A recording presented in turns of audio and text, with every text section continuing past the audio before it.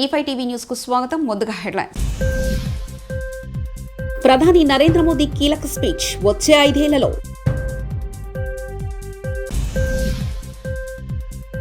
BRS పార్టీకి పోటీ చేయడానికి అభ్యర్థులు లేరు, రాజగోపాల్ రెడ్డి కామెంట్స్. విద్యుత్ రంగాన్ని కేసీఆర్ భ్రష్టు పట్టించారు, బట్టి విక్రమార్క. సీఎంకే భద్రత లేదంటే అది జగన్ చేతగానితనమే, నక్క ఆనందబాబు. జనాధారణ కరవై కోడికత్తి లాంటి మరో డ్రామాను నమ్ముకున్న జగన్ రెడ్డి. వర్లరామయ్య మీడియా సమావేశం. లోక్సభ ఎన్నికల నేపథ్యంలో బీజేపీ మేనిఫెస్టో విడుదల చేసిన ప్రధాని నరేంద్ర మోదీ కీలక ప్రసంగం చేశారు. వచ్చే 5 ఏళ్లు కూడా ఉచిత రేషన్ అందజేస్తామని ప్రకటించారు. అంతకంటే ముఖ్యంగా 70 ఏళ్ల పైబడిన వృద్ధులకు 5 లక్షల వరకు ఉచిత వైద్యం అందిస్తామని ప్రకటించారు. ఆదివారం ఉదయం బీజేపీ ప్రధాన కార్యాలయంలో ఎన్నికల మేనిఫెస్టోను విడుదల చేశారు. ఈ సందర్భంగా ప్రసంగించిన ప్రధాని మోదీ కీలక ప్రకటనలు చేశారు. వృద్ధులను ఆయుష్మాన్ భారత్లో చేరుస్తామని, 70 ఏళ్ల పైబడిన వృద్ధులకు 5 లక్షల వరకు ఉచిత వైద్యం అందిస్తామని, తమ హయాంలో పేదలకు 4 కోట్ల ఇళ్లు కట్టించామని, మరో 3 కోట్ల ఇళ్లు కట్టించి ఇస్తామని ప్రకటించారు. రానున్న రోజుల్లో పైపు ద్వారా ఇంటింటికి గ్యాస్ అందిస్తామని ప్రధాని మోదీ తెలిపారు. పీఎం సూర్యఘర్ పథకానికి 1 కోటి మంది రిజిస్టర్ చేసుకున్నారని, ఇంట్లో తయారైన కరెంటును ప్రజలు అమ్ముకోవడానికి కూడా వీలుంటుందని తెలిపారు.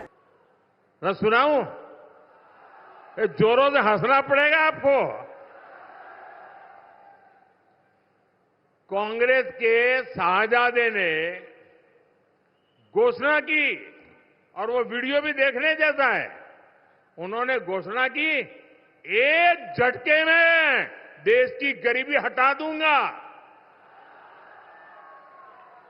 अब बताओ भाई, हंसी आएगी कि नहीं आएगी?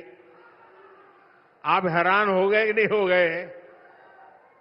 ऐसे लोगों पर कोई भरोसा करेगा क्या? अरे देश पूछ रहा है, आखिर ये शाही जादूगर इतने बरसों तक कहां छुपा था? 50 साल पहले इनकी दादी ने देश से गरीबी हटाने की घोषणा की थी. 50 साल हो गए.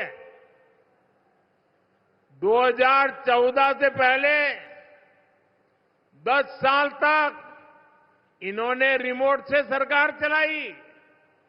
బాలీవుడ్ నటుడు సల్మాన్ ఖాన్ ఇంటి వద్ద కాల్పులు కలకలం రేపాయి. 2 దుండగులు ఉదయం 5 గంటల సమయంలో 3 రౌండ్లు కాల్పులు జరిపారు. ముంబై పోలీసులు ఘటనా స్థలానికి చేరుకుని విచారణ చేపట్టారు. కాగా గతంలో బిష్నోయ్ గ్యాంగ్ నుంచి సల్మాన్ ఖాన్కు బెదిరింపులు వచ్చిన విషయం తెలిసిందే. విద్యుత్ రంగాన్ని భ్రష్టు పట్టించిన మాజీ ముఖ్యమంత్రి కేసీఆర్ చేవెల సభ వేదికగా పచ్చి అబద్దాలు పల్లెవేశారని ఉప ముఖ్యమంత్రి బట్టి విక్రమార్క విమర్శించారు. మిగులు బడ్జెట్లో ఉన్న రాష్ట్రాన్ని 7 లక్షల కోట్ల మేర అప్పుల పాలు చేశారని మండిపడ్డారు. ఎకరం భూమికి కూడా నీలివని కాళేశ్వరానికి ఏడాదికి 10,000 కోట్ల విద్యుత్ బిల్లులు చెల్లించేలా చేశారని ఆరోపించారు. ఇంకా బయటకు వచ్చి ఈరోజు ప్రగల్భాలు పలుకుతూ ఉన్నారు.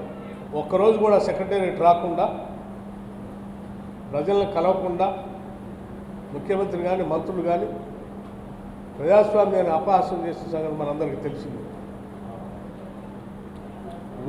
విద్యుత్ వ్యవస్థని అల్లకల్లోలం చేసిన సంగతి కూడా మనందరికీ తెలుసు. ధనిక రాష్ట్రంగా ఉన్న తెలంగాణ రాష్ట్రాన్ని దాదాపు 7 లక్షల కోట్ల రూపాయల అప్పుల పాలు చేసింది కూడా మీ పుణ్యమే. మీరు దిగిపోయిన తర్వాత కూడా విద్యుత్ రంగాన్ని అల్లకల్లోలం చేసి వెళ్తే 1 గంట కూడా కరెంటు పోకుండా నాణ్యమైన కరెంటుని ప్రజలకు అందిస్తూ కాంగ్రెస్ ప్రభుత్వం ముందుకు తీసుకొని పోతూ ఉంటే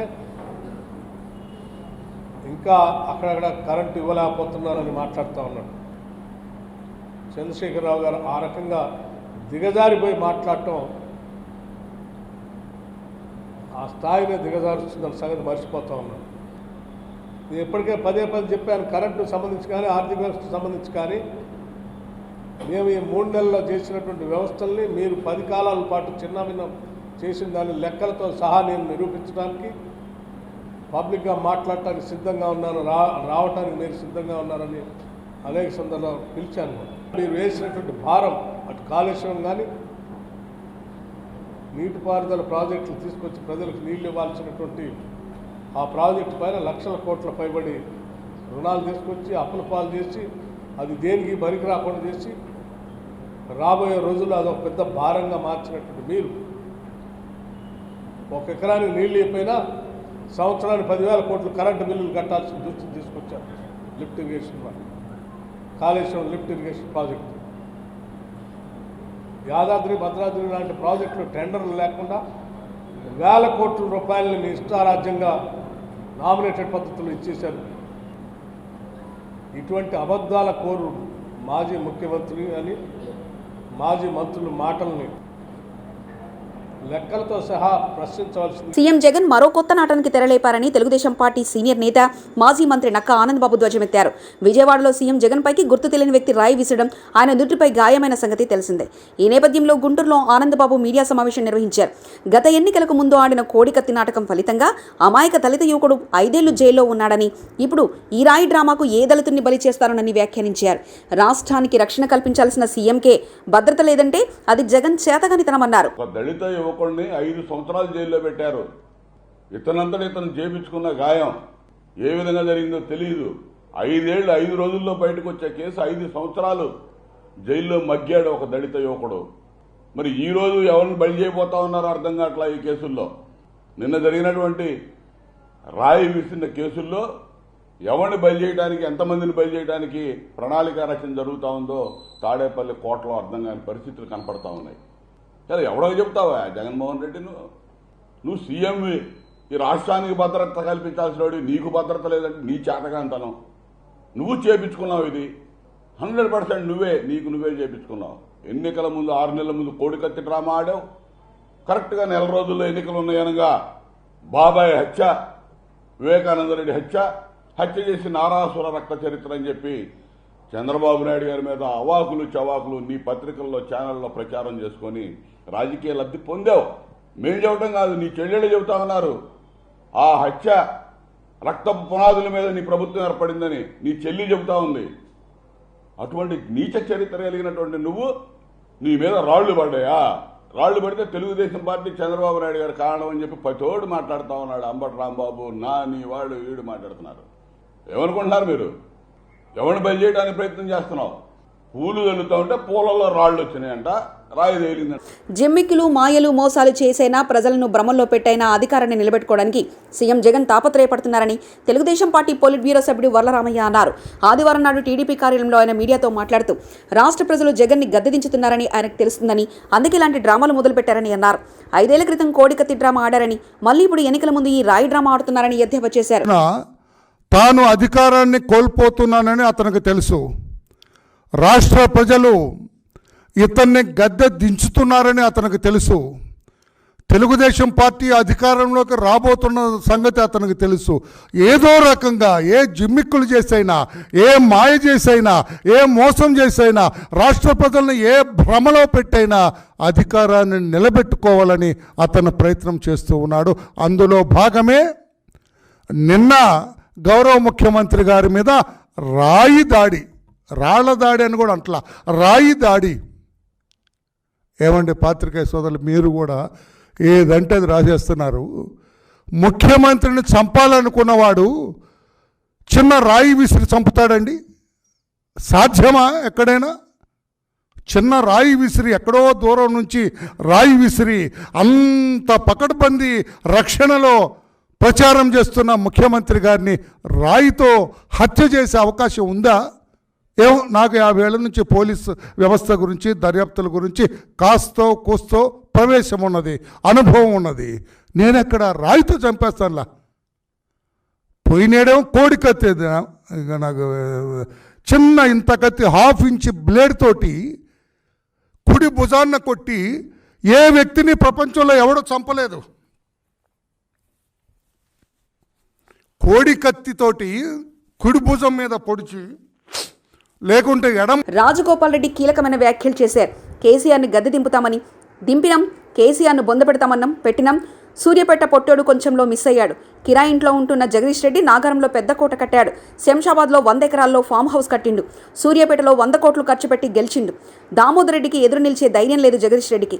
కిరణ్ కుమార్ రెడ్డికి ఈ ఊరికే టికెట్ రాలేదు. బీఆర్ఎస్ పార్టీకి పోటీ చేయడానికి అభ్యర్థులు లేరు. కేసీఆర్ అప్పుడెట్లుండే ఇప్పుడెట్లుండే. నల్గొండ ఎంపీ పార్లమెంట్ అభ్యర్థి కంటే చామల కిరణ్ కుమార్ రెడ్డికి ఎక్కువ మెజార్టీ ఇవ్వాలి. మనందరం కష్టపడి నెల రోజులు కష్టపడాలి. కష్టపడమా? నేను చెప్తున్నా, మనకు ఈ ప్రాంతం తుంగతుర్తి ఎడారిలాగా మారింది. రాబోయే రోజుల్లో మన ఉత్తమ్ కుమార్ రెడ్డి గారు ఇరిగేషన్ మినిస్టర్ ఉన్నారు. ఇప్పుడే దామోదర్ రెడ్డి గారికి కాళ్ళు మాట్లాడుకుంటూ వచ్చినాం. పైనుంచి గోదావరి వాటర్ తీసుకొచ్చి ఇక్కడ చెరువులు కుంటలు నింపి ఈ ప్రాంతాన్ని స్వచ్ఛ శ్యామలం చేస్తా అని చెప్పి మీ అందరికి మాటిస్తున్నా. ఈ కాంగ్రెస్ పార్టీ నా సోదరు చెప్పినట్టు పేదల పార్టీ. పేదల రాజ్యం వచ్చింది, ప్రజాపాలన వచ్చింది. ఏ కష్టం వచ్చినా, ఏ ఆపద వచ్చినా, సాపద వచ్చినా ఇక్కడ చామల కిరణ్ కుమార్ రెడ్డి ఉండో, మందుల సామెలు ఉండో, దామన ఉండో, ఇంకా చెప్పాలంటే కోమటిరెడ్డి ప్రదర్శకుడు మనకి వెనకాల. ఇంతమంది ఉన్నావు, నీకేం కావాలి? చామల కుమార్కి కిరణ్ కుమార్ రెడ్డి పోయే తగ్గిపోతే సామెలకు చేయరు, ఆయన తగ్గిపోతే నాకు చేయరు, నాకు చేయకపోతే దామని. మేమందరం ఉన్నవాళ్ళే. కార్యకర్తలు ఎవరు కూడా ఆందోళన పడద్దు, ఆవేశపడద్దు. మన లోపల ఎవరు ఉంటే 4 గోడల మధ్య మాట్లాడుకోవాలి. కాంగ్రెస్ పార్టీ మన కుటుంబం ఒక ఐకమత్యంతో పనిచేసి మన పార్లమెంట్ అభ్యర్థిని భువనగిరి పార్లమెంటు పరిధిలోని తుంగతుర్తి నియోజకవర్గం ఫన్నిగిరి గ్రామంలో అమ్మా నాన్న ఫౌండేషన్ ఆధ్వర్యంలో ఏర్పాటు చేసిన చలివేంద్రాన్ని రిబ్బన్ కట్ చేసి ప్రారంభోత్సవం చేశారు Munugode MLA Bhuvanagiri parliament in-charge Komatireddy Rajagopal Reddy, మాజీ మంత్రి టీపీసీసీ సీనియర్ ఉపాధ్యక్షులు రామరెడ్డి దామోదర్ రెడ్డి, భువనగిరి పార్లమెంటు కాంగ్రెస్ అభ్యర్థి చామల కిరణ్ కుమార్ రెడ్డి.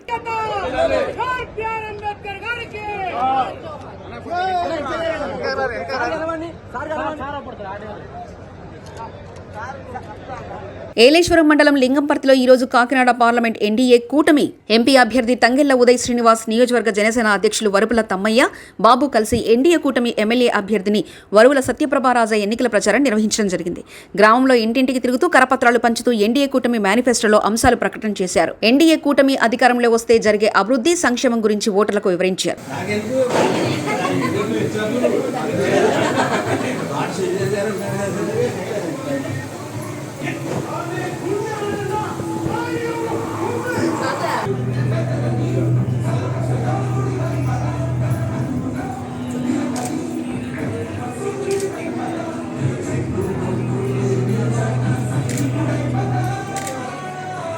ఇది ప్రజల తిరుగుబాటు. ప్రజలు కానీ కళ్యాణం చేస్తే మీ పుట్టుకలో తెలుగుదేశం పార్టీ లేకుండా నిన్ను పుట్టించిన దేవుడు. రానారాయణంలోని వసంత నవరాత్రి మహోత్సవాలు పట్టణంలోని ఆధ్యాత్మిక పుణ్యక్షేత్రం రామనారాయణం శ్రీ మద్రామనారాయణ ప్రాంగణంలోని శ్రీరామ వసంత నవరాత్రి మహోత్సవాలు వైభవంగా జరుగుతున్నాయి. ఈ కార్యక్రమంలో భాగంగా ఈ నెల 17న శ్రీరామనవమి సందర్భంగా సాయంత్రం 5 గంటల నుంచి శ్రీ సీతారాముల కళ్యాణ మహోత్సవం అత్యంత వైభవంగా నిర్వహిస్తున్నట్లు ఎన్సీఎస్ ట్రస్ట్ సభ్యులు నారాయణం శ్రీనివాస్, నీరజావల్లి దంపతులు తెలిపారు. ఎప్పుడు కూడా ప్రతి శ్రీరామ కూడా సుమారు 15-20 వేల మంది జనం కళ్యాణంలో పాల్గొనడం, ఉదయం నుంచి రాత్రి వరకు అందరు రావడం, అందరికీ ప్రసాదాలు ఏర్పాటు చేయడం, అందరికీ బస్సు సౌకర్యం ఏర్పాటు చేయడం కూడా జరుగుతుంది.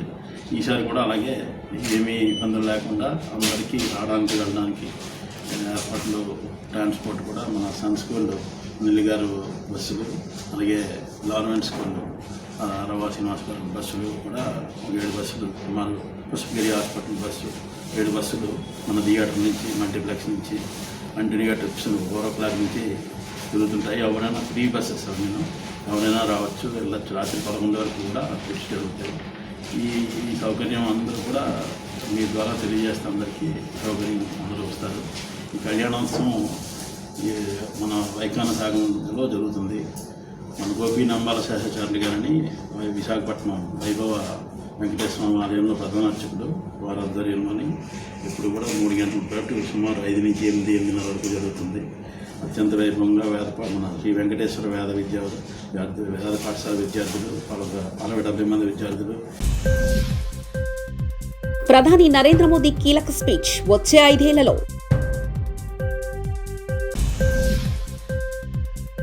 బీఆర్ఎస్ పార్టీకి పోటీ చేయడానికి అభ్యర్థులు లేరు, రాజగోపాల్ రెడ్డి కామెంట్స్.